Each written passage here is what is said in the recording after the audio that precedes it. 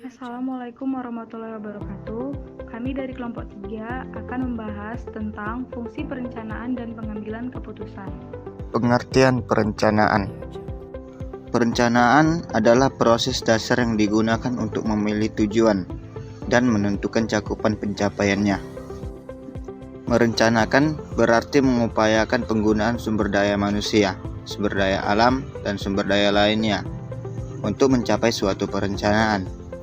Perencanaan dalam pengertian ini menitik beratkan kepada usaha untuk menyeleksi dan menghubungkan suatu dengan kepentingan masa yang akan datang, serta usaha untuk mencapainya. Pengertian pengambilan keputusan. Keputusan merupakan hasil pemecahan dalam suatu masalah yang harus dihadapi dengan tegas dan merupakan salah satu bentuk perbuatan berpikir. Dan hasil dari suatu perbuatan itu disebut keputusan. Elemen perencanaan. Sasaran adalah hal yang ingin dicapai oleh individu, grup, atau seluruh organisasi. Sasaran sering disebut pula dengan tujuan. Sasaran memandu manajemen memuat keputusan dan memuat kriteria untuk mengukur suatu pekerjaan. Sasaran dapat dibagi menjadi dua kelompok, yaitu sasaran yang dinyatakan atau state goals dan sasaran real. State goals adalah sasaran yang dinyatakan oleh organisasi kepada masyarakat luas. Sasaran seperti ini dapat dilihat di piagam perusahaan, rapor tahunan, pengumuman humas, atau pernyataan publik yang dibuat oleh manajemen. Setiap organisasi perlu melakukan suatu perencanaan dalam setiap kegiatan organisasinya. Perencanaan rekrutmen karyawan baru, program penjualan produk baru, maupun perencanaan anggarannya. Perencanaan atau planning merupakan proses dasar bagi organisasi untuk memilih sasaran dan menempatkan bagaimana cara mencapainya. Perencanaan meliputi tindakan memilih dan menghubungkan fakta-fakta dan membuat serta menggunakan asumsi-asumsi mengenai masa yang akan datang dalam hal memvisualisasi serta merumuskan aktivitas-aktivitas yang diusulkan yang dianggap perlu mencapai hasil-hasil yang diinginkan. Perencanaan berdasarkan jangka waktu terbagi menjadi 3, yaitu perencanaan jangka pendek, menengah, dan panjang. Perencanaan merupakan proses terpenting dari semua fungsi manajemen, karena tanpa perencanaan, fungsi-fungsi lain perorganisasian, pengarahan, dan pengontrolan tidak akan dapat berjalan. Pada dasarnya, yang dimaksud perencanaan yaitu memberi jawaban atas pertanyaan what, who, when, where, dan why. Perencanaan atau planning didefinisikan sebagai menentukan sebelumnya apa yang harus dilakukan dan bagaimana melakukannya.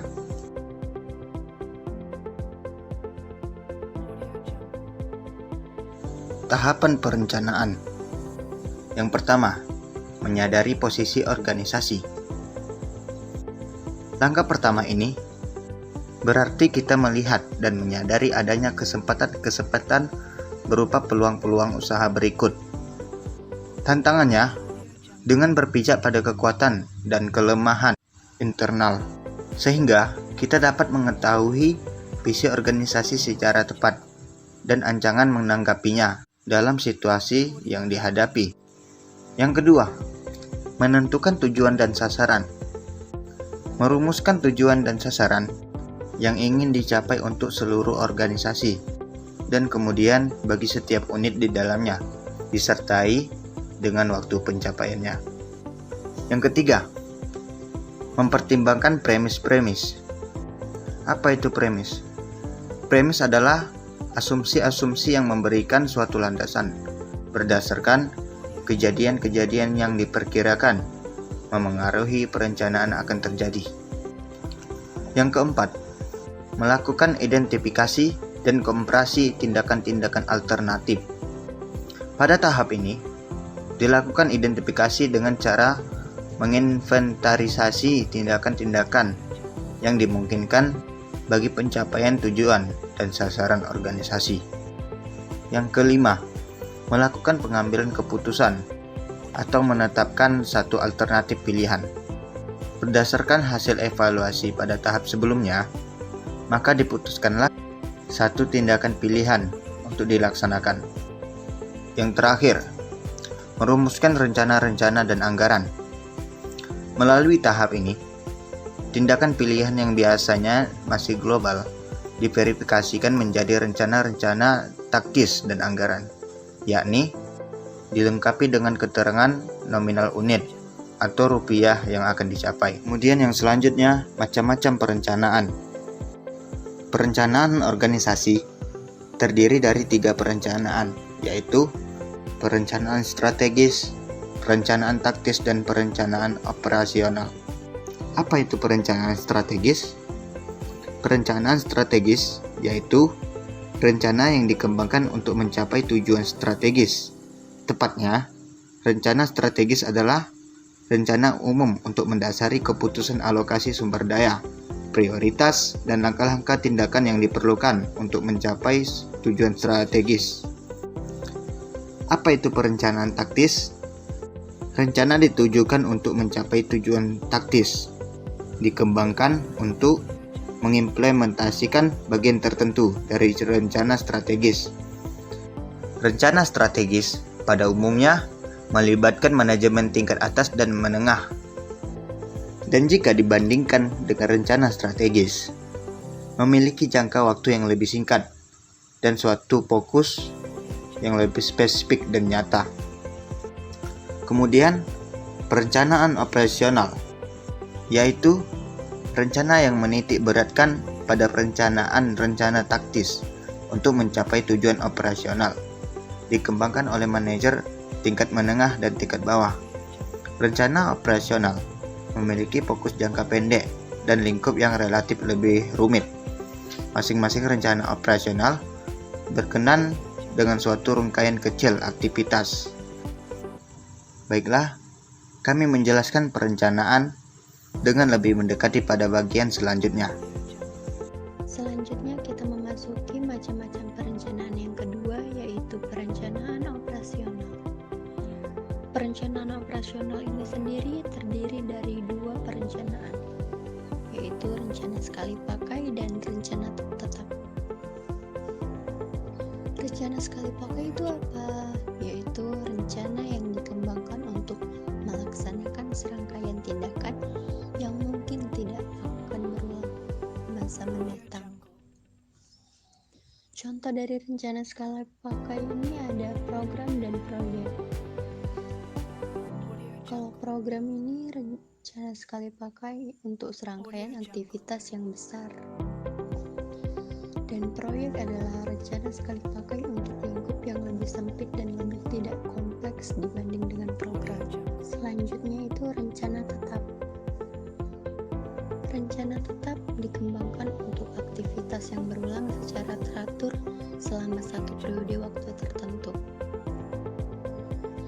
Rencana tetap ini terbagi menjadi ketiga rencana, yaitu kebijakan, prosedur operasi standar, aturan, dan peraturan. Kebijakan adalah rencana tetap yang merinci respon umum organisasi terhadap suatu masalah atau situasi tertentu. Prosedur operasi standar adalah rencana tetap yang menguraikan langkah-langkah yang harus diikuti dalam situasi tertentu. Dan aturan dan peraturan adalah rencana tetap yang mendeskripsikan dengan tepat bagaimana aktivitas tertentu dilaksanakan. Hubungan perencanaan dengan fungsi lain. Perencanaan adalah fungsi yang paling dasar dari fungsi manajemen lainnya. Fungsi perencanaan dan fungsi-fungsi serta kegiatan manajerial lainnya adalah saling berhubungan atau saling tergantung dan berinteraksi.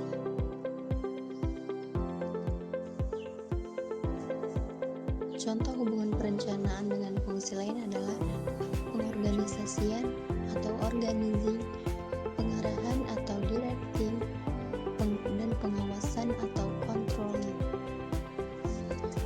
Pengorganisasian atau organizing adalah perencanaan untuk menunjukkan cara dan perkiraan bagaimana mengorganisasikan sumber daya organisasi untuk mencapai efektivitas paling tinggi. Arahan atau directing adalah perencanaan untuk menentukan kombinasi paling baik dari sumber daya yang diperlukan untuk mengarahkan, mempengaruhi, dan memotivasi karyawan. Pengawasan atau controlling adalah perencanaan dan pengawasan yang saling berhubungan erat. Pengawasan bertindak sebagai kriteria penilaian pelaksanaan kerja terhadap karyawannya. Hambatan dalam perencanaan. Ada beberapa hambatan dalam perencanaan.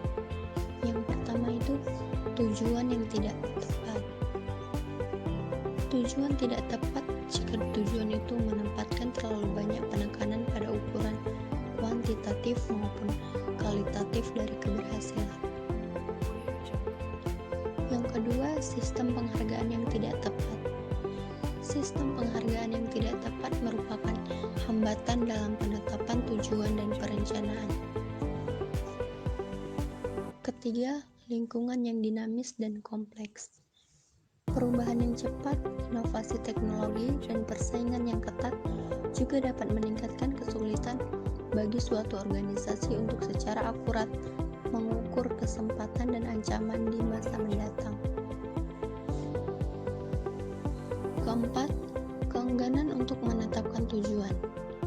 Alasan untuk ini mungkin adalah kurangnya rasa percaya diri atau takut akan kegagalan. Yang kelima, penolakan terhadap perubahan. Hambatan lain dalam menetapkan tujuan dan perencanaan adalah penolakan terhadap perubahan. Perencanaan pada intinya terkait dengan perubahan sesuatu dalam organisasi. Dan yang keenam adalah keterbatasan. Keterbatasan yang membatasi apa yang dapat dilakukan organisasi merupakan hambatan utama yang prinsip perencanaan. Prinsip perencanaan terbagi menjadi 3. Yang pertama yaitu prinsip membantu tercapainya tujuan atau Principle of Contribution to Objective. Setiap perencanaan dan segala perubahannya harus ditunjukkan kepada pencapaian tujuan.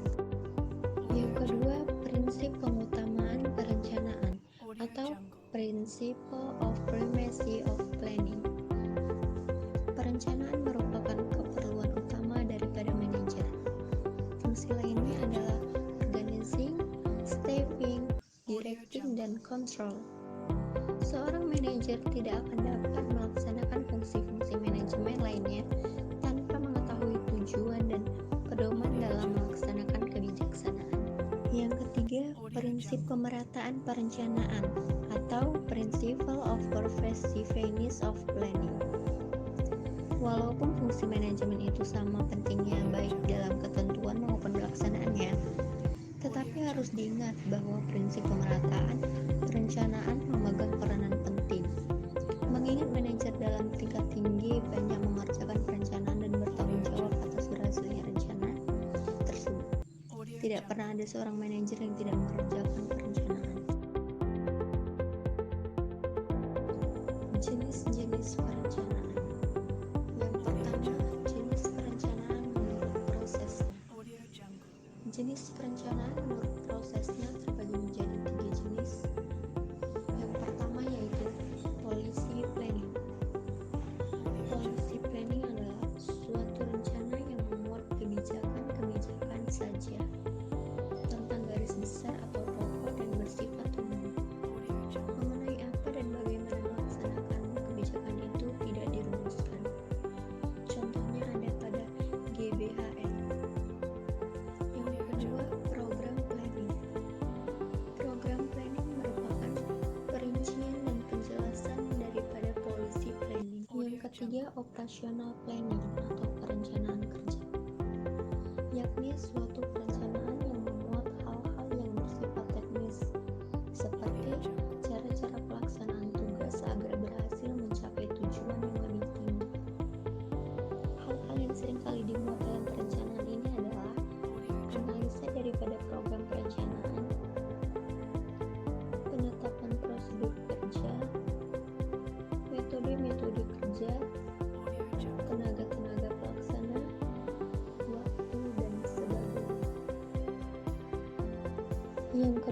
Jenis perencanaan menurut jangka waktunya.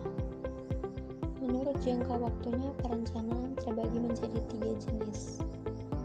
Yang pertama yaitu long range planning, yaitu perencanaan jangka panjang yang dalam pelaksanaannya membutuhkan waktu lebih dari 3 tahun. Yang kedua, intermediate planning, yaitu perencanaan jangka menengah yang waktu pelaksanaannya membutuhkan waktu antara 1 hingga 3 tahun. Dan yang ketiga adalah short range planning, yaitu perencanaan jangka pendek yang pelaksanaannya membutuhkan waktu kurang dari 1 tahun. Yang ketiga, ada jenis perencanaan menurut wilayah pelaksanaannya. Ada national planning, yaitu rencana yang diperlukan bagi seluruh wilayah negara. Ada regional planning, yakni rencana untuk suatu daerah. Yang ketiga ada local planning, yakni rencana untuk suatu daerah yang sangat terbatas. 4. Ada jenis perencanaan menurut penggunaannya, yang terdiri dari single use planning, yaitu suatu perencanaan hanya untuk sekali pakai saja. Dalam artian, jika rencana tersebut telah tercapai, maka tidak akan digunakan lagi. Dan repeat planning, yaitu perencanaan yang dipakai secara berulang-ulang walaupun sudah dilaksanakan berkali-kali. Yang kelima, jenis perencanaan dilihat dari segi luas usaha kegiatan. Poinnya ada general planning, suatu rencana yang dibuat secara garis besar dan menyeluruh untuk kegiatan kerjasama yang lebih luas. Misalnya rencana kepala bidang kanwil untuk suatu tahun pembelajaran. Dan ada special contracted atau planning, suatu rencana mengenai kegiatan khusus, misalnya perencanaan yang dilakukan oleh kepala sekolah untuk mengatasi kesulitan belajar di kelas IPA. Tipe perencanaan. Yang pertama, ada 2 tipe utama rencana, yaitu sebagai berikut. Rencana-rencana strategik atau strategic plans, yang dirancang memenuhi tujuan-tujuan organisasi yang lebih luas, mengimplementasikan misi yang memberikan alasan khas keberadaan organisasi. Dan rencana-rencana operasional atau operational plans. Ini penguraian lebih terperinci bagaimana rencana strategik akan dicapai. Yang kedua, ada 2 tipe rencana-rencana operasional, yaitu rencana sekali pakai atau single use plan. Dikembangkan untuk mencapai tujuan-tujuan tertentu dan tidak digunakan kembali bila telah dicapai. Tipe-tipe pokok rencana sekali pakai adalah program, proyek, dan anggaran. Ada rencana tetap atau standing plans. Rencana tetap ini merupakan pendekatan standar untuk penanganan situasi-situasi yang dapat diperkirakan dan terjadi berulang-ulang. Wujud umum rencana tetap adalah kebijaksanaan, program, dan aturan. Perencanaan memiliki kerangka-kerangka waktu. Berikut kerangka waktu perencanaan. Yang pertama, ada rencana jangka panjang, yaitu suatu rencana jangka panjang atau long range plan meliputi banyak tahun, mungkin bahkan beberapa dekade. Yang kedua, ada rencana jangka menengah, suatu rencana yang agak bersifat sementara dan lebih mudah berubah dibanding rencana jangka panjang. Rencana jangka menengah biasanya meliputi periode 1 hingga 5 tahun, dan terutama penting bagi manajer menengah dan manajer lini. Yang ketiga, ada rencana jangka pendek. Seorang manajer juga mengembangkan suatu rencana jangka pendek yang memiliki kerangka waktu 1 tahun atau kurang. Rencana jangka pendek atau short range plans sangat mempengaruhi aktivitas sehari-hari manajer. Adapun tanggung jawab untuk menetapkan perencanaan. 1. Staf perencanaan. Khususnya staf perencanaan dapat mengurangi beban kerja manajer individual, membantu mengkoordinasikan aktivitas perencanaan manajer individual. 2. Satuan tugas perencanaan. Organisasi terkadang menggunakan satuan tugas untuk membantu mengembangkan rencana. 3. Dewan direksi. Dewan direksi atau Board of Director bertugas menetapkan misi dan strategi perusahaan.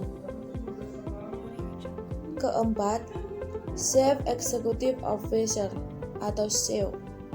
Chief Executive Officer biasanya presiden direktur atas ketua dari dewan direksi. CEO mungkin individu tunggal yang paling penting dalam setiap proses perencanaan organisasi. Kemudian komite eksekutif.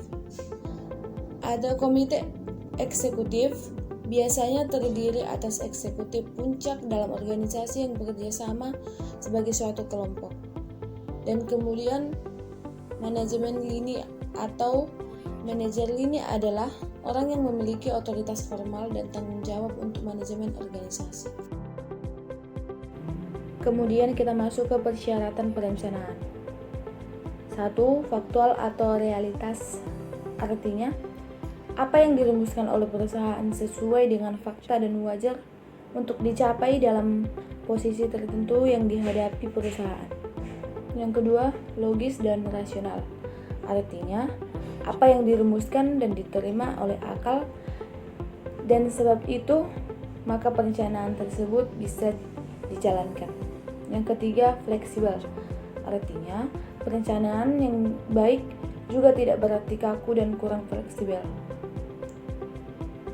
Kemudian komitmen, artinya perencanaan yang baik harus merupakan dan melahirkan komitmen terhadap seluruh anggota organisasi untuk bersama-sama berupaya untuk mewujudkan tujuan sebuah organisasi. Kemudian yang terakhir, komprehensif, artinya menyeluruh dan mengakomodasikan aspek-aspek yang terkait langsung terhadap perusahaan. Adapun teori dalam pengambilan keputusan yang meliputi satu teori rasional komprehensif, yaitu teori pengambilan keputusan yang paling dikenal dan mungkin pula yang paling banyak diterima oleh kalangan luas, ialah teori rasional komprehensif. Kemudian teori inkremental. Teori inkremental dalam pengambilan keputusan mencerminkan suatu teori pengambilan keputusan yang menghindari banyak masalah yang harus dipertimbangkan. Kemudian teori pengamatan terpadu atau Max Cannon Theory, yaitu pengajur teori ini adalah ahli sosiologi organisasi Imetiz et Johnny. Et Johnny setuju terhadap kritik-kritik para teoritis inkremental yang diarahkan pada teori rasional komprehensif. Kriteria dalam pengambilan keputusan. Yang pertama, nilai-nilai politik. Pembuatan keputusan mungkin melakukan penilaian atas alternatif kebijaksanaan yang dipilihnya dari sudut pentingnya alternatif itu bagi partai politiknya atau bagi kelompok-kelompok klien dari badan atau organisasi yang dipimpinnya. Kemudian, nilai-nilai organisasi. Para pembuat keputusan, khususnya birokrat, sipil atau militer, mungkin dalam mengambil keputusan dipengaruhi oleh nilai-nilai organisasi, di mana ia terlibat di dalamnya. Yang kemudian, nilai-nilai pribadi, hasrat untuk melindungi atau memenuhi kesejahteraan atau kebutuhan fisik atau mungkin kebutuhan finansial, reputasi diri atau posisi historik. Kemudian juga digunakan oleh para pembuat keputusan sebagai kriteria dalam pengambilan keputusan. Kemudian nilai-nilai kebijaksanaan. Dari perbincangan di atas, satu hal hendaknya dicamkan, yaitu janganlah kita mempunyai anggapan-anggapan yang sinis dan kemudian menarik kesimpulan bahwa pengambilan keputusan politik ini semata-mata hanyalah dipengaruhi oleh penimbangan demi keuntungan politik, atau organisasi, ataupun pribadi. Kemudian nilai-nilai ideologis. Ideologis pada hakikatnya merupakan serangkaian nilai-nilai yang keyakinan secara logis saling berkaitan dan mencerminkan gambaran sederhana mengenai dunia serta fungsi sebagai pedoman bertindak bagi masyarakat yang meyakininya. Adapun faktor-faktor yang mempengaruhi dalam pengambilan keputusan. yaitu 1. Komposisi kelompok, yang diantaranya penerimaan tujuan umum, pembagian tugas kelompok, komunikasi, status struktur, dan ukuran kelompok. Yang kedua, kesamaan anggota kelompok. Keputusan kelompok akan cepat dan mudah dibuat bila anggota-anggota kelompok satu sama lain itu bekerja sama dengan baik. Kemudian yang ketiga, pengaruh polarisasi kelompok. Seringkali keputusan yang dibuat kelompok lebih ekstrem dibandingkan dengan keputusan yang dibuat oleh individu. Model pengambilan keputusan. Model pengambilan keputusan terbagi atas 3. Yang pertama, ada model pengambilan keputusan dalam keadaan kepastian, yaitu menggambarkan bahwa setiap rangkaian keputusan atau kegiatan hanya mempunyai satu hasil, atau payoff tunggal. Model ini disebut juga model kepastian atau deterministik. Yang kedua, ada model pengambilan keputusan dalam kondisi berisiko, yaitu menggambarkan bahwa setiap rangkaian keputusan atau kegiatan mempunyai sejumlah kemungkinan hasil, dan masing-masing kemungkinan hasil probabilitasnya dapat diperhitungkan atau dapat diketahui. Model keputusan dengan risiko ini disebut juga model stokastik. Yang ketiga, ada model pengambilan keputusan dengan ketidakpastian, yaitu menggambarkan bahwa setiap rangkaian keputusan atau kegiatan mempunyai sejumlah kemungkinan hasil dan masing-masing kemungkinan hasil probabilitasnya tidak dapat diketahui atau ditentukan. Model keputusan dengan kondisi seperti ini adalah situasi yang paling sulit untuk pengambilan keputusan, atau kondisi yang penuh ketidakpastian ini relevan dengan apa yang dipelajari dalam The Game Theory. Proses pengambilan keputusan. Proses pengambilan keputusan terbagi atas 3. Yang pertama, investigasi situasi. Tahap ini terdiri dari 3 proses yang dilakukan, yaitu identifikasi masalah, diagnosis penyebab dari masalah, dan identifikasi tujuan dari penyelesaian masalah melalui keputusan yang akan diambil. Yang kedua, penentuan alternatif solusi. Pada tahap ini, pengambil keputusan mencoba membangun beberapa alternatif solusi untuk diputuskan guna diambil sebagai langkah solusi. Yang ketiga, penilaian alternatif. Pada tahap ini, pengambil keputusan mengambil evaluasi dan penilaian terhadap berbagai alternatif yang muncul untuk kemudian diambil satu atau lebih alternatif yang muncul untuk kemudian diambil satu atau lebih alternatif yang dianggap terbaik. Dasar-dasar pengambilan keputusan. Dasar-dasar pengambilan keputusan terbagi atas 5. Yang pertama, intuisi. Keputusan yang diambil berdasarkan intuisi atau perasaan lebih bersifat objektif, yaitu mudah terkena sugesti, pengaruh luar, dan faktor kejiwaan lain. Yang kedua, pengalaman. Dalam hal tersebut, pengalaman memang dapat dijadikan pedoman dalam menyelesaikan masalah. Keputusan yang berdasarkan pengalaman sangat bermanfaat bagi pengetahuan praktis. Yang ketiga, fakta. Keputusan yang berdasarkan sejumlah fakta atau informasi yang cukup merupakan keputusan yang baik dan solid. Namun, untuk mendapatkan informasi yang cukup itu sangat sulit. Yang keempat, wewenang. Keputusan berdasarkan pada wewenang semata-mata akan menimbulkan sifat rutin dan mengasosiasikan dengan praktik diktatorial. Yang kelima, ada rasional. Keputusan yang bersifat rasional berkaitan dengan daya guna. Masalah-masalah yang dihadapi merupakan masalah yang memerlukan pemecahan rasional. Manfaat dan fungsi perencanaan. Manfaat. Yang pertama, membantu manajemen untuk menyesuaikan diri dengan perubahan-perubahan lingkungan. Yang kedua, membantu penempatan tanggung jawab lebih tepat. Yang ketiga, memberikan cara pemberian perintah untuk beroperasi. Yang keempat, memudahkan dalam melakukan koordinasi di antara berbagai bagian organisasi. Fungsi. Yang pertama, perencanaan sebagai pengarah. Yang kedua, perencanaan sebagai minimalisasi ketidakpastian. Yang ketiga, perencanaan sebagai minimalisasi pemborosan sumber daya. Yang keempat, perencanaan sebagai penetapan standar dalam pengawasan kualitas.